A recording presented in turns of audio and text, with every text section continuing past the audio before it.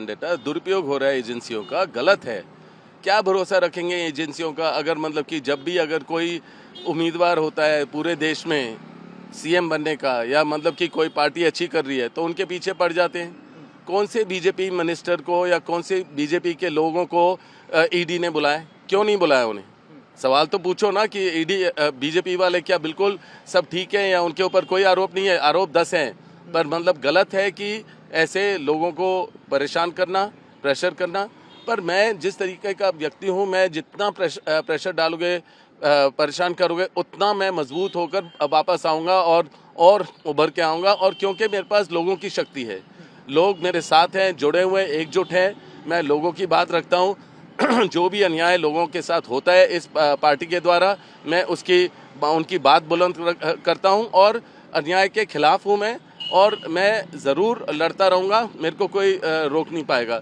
ये जो ईडी का जो ये समन है, ये सारा 2019 में बात हो चुकी है।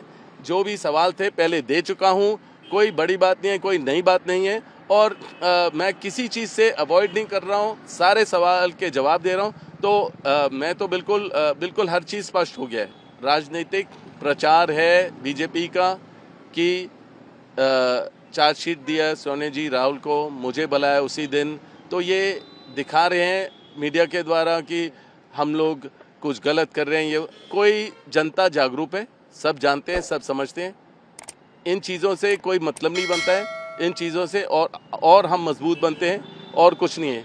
कोई इसका कुछ नतीजा नहीं निकलेगा, क्योंकि है ही नहीं कुछ। अगर ये फेक कुछ करना चाहेंगे, जो गलत करना चाहेंगे, दिखाना चाहेंगे, उससे मैं मतलब कि उसको मैं कंट्रोल नहीं कर पाऊंगा। पर असलियत कुछ भी नहीं है, असलियत में कुछ भी नहीं है उनके पास।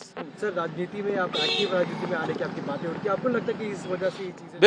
बिल्कुल। जब भी अगर मैं कदम रखूंगा राजनीति में, जो सब लोग चाहते हैं, तो उनको लगेगा या तो परिवारवाद की बात करेंगे, या मतलब कि ईडी का इस्तेमाल करेंगे, गलत इस्तेमाल करेंगे। वही बात है और कुछ नहीं है।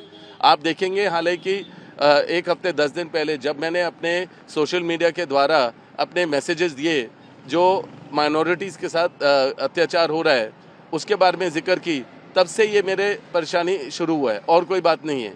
जब से मैंने बोला है लोग चाहते हैं मैं आऊँ राजनीति में, तब से ये परेशानी शुरू हुई है। पर इसमें कोई बेसिस नहीं है, कोई मतलब नहीं है। ये ईडी और जो समन दिया है, ये सारी बातें पहले हो चुकी हैं। सर, रॉबर्ट वाड्रा जी क्या राजनीति में, एक्टिव राजनीति में आएंगे? तो ज़रूर आऊँगा, लोगों की इच्छा से आऊँगा। अगर लोग चाहेंगे तो आऊँगा, और अपने परिवार के आशीर्वाद के साथ आऊँगा। कांग्रेस के लिए और उभर के आऊँगा, और कांग्रेस के लिए मेहनत करूँगा। ऐसे चैलेंजेस फिर आगे सामने दिखाई दे? अरे हर रोज़ ये तो चलता रहेगा, क्योंकि हम आंदोलन करते हैं, हम लोगों के लिए लड़ते हैं। जो भी अन्याय हो रहा है उसके आगे खिलाफ हैं, और हम आगे लड़ते रहेंगे। तो ये चलता रहेगा। सर, आखिरी सवाल, केस को लेके क्या कहना चाहेंगे? तीसरे दिन भी आपको बुला रहे, तो केस ये देखो, ये अंदरूनी बातें हैं, ये मैं कोई विशेष टिप्पणी नहीं दे पाऊंगा, क्योंकि मतलब कि अभी केस चल रहा है, जो भी इंटरोगेशन चल रहा है। बस यही है कि वही पुराने सवाल हैं। ये 2019 में दे चुका हूँ, कोई बेसिस नहीं है, कोई चीज़ गलत नहीं हुई है। मेरे को क्लीन चिट बीजेपी के मिनिस्टर ने, चीफ मिनिस्टर ने, खट्टर जी ने मेरे को क्लीन चिट इसी केस में पहले दे चुके हैं 2 बारी। तो किस लिए बुलाया ये, और उसी दिन चार्जशीट करना? तो ये बिल्कुल एक राजनीतिक प्रचार है बीजेपी का, और दुरुपयोग है ईडी का।